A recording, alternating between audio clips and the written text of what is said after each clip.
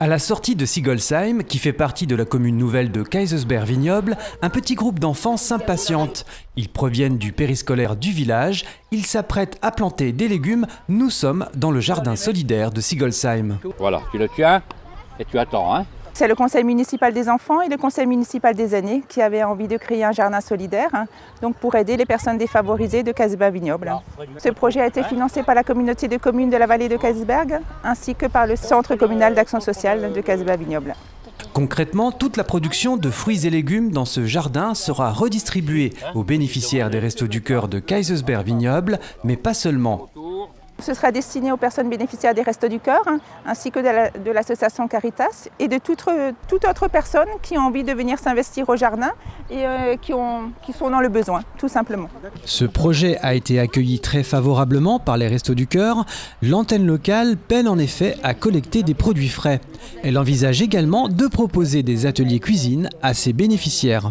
C'est au niveau des collectes, on appelle la ramasse, au niveau des Restos du Cœur, c'est-à-dire qu'on passe dans différents magasins et qui nous donnent un peu les invendus, des choses comme ça. Alors c'est vrai que souvent, on n'a pas beaucoup de légumes frais ni de fruits frais. Et nous avons aussi un projet aussi de faire après des ateliers, ce qu'on appelle un atelier cuisine, c'est-à-dire faire des confitures, faire des conserves, des choses comme ça, pour justement permettre aux personnes accueillies de savoir quoi faire. Les élus de Kaysersberg-Vignoble souhaitent que ce projet soit participatif, il doit impliquer aussi bien les associations que le monde éducatif du territoire. Moi j'ai planté du romarin et on a aussi planté des variétés de tomates. Il nous a montré où il fallait planter les trous pour mettre les arômes et les tomates, il y avait déjà les trous et on les a collés près du bâton. Il est pédagogique aussi, vous avez vu les enfants qui sont là, c'est les enfants du périscolaire et nous tenons absolument à ce que ce jardin s'ouvre sur un partenariat multiple. C'est-à-dire qu'il n'y a pas que la commune qui reste propriétaire du fonds, mais la commune a envie que des associations, des usagers se mettent en route pour que ce jardin produise, vive, et puis que ça permette à des gens qui sont plus dans le besoin de trouver effectivement de l'aliment si nécessaire. Le jardin solidaire de Sigolsheim n'aurait sans doute pas vu le jour sans le concours du conseil des aînés. La petite équipe de bénévoles retraités a travaillé d'arrache-pied durant plusieurs mois.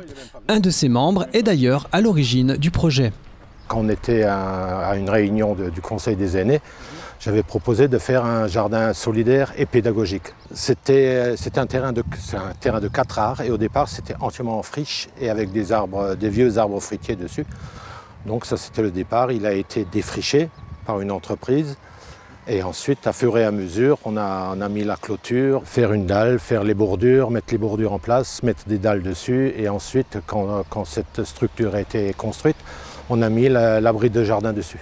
Le jardin solidaire de Sigolsheim est entièrement biologique. Les cueillettes auront lieu tous les lundis durant la période des récoltes. À noter que des partenaires privés ont participé à ce projet.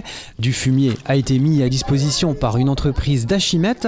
Des caves coopératives du secteur ont quant à elles fourni des cuves d'eau. On va se ranger.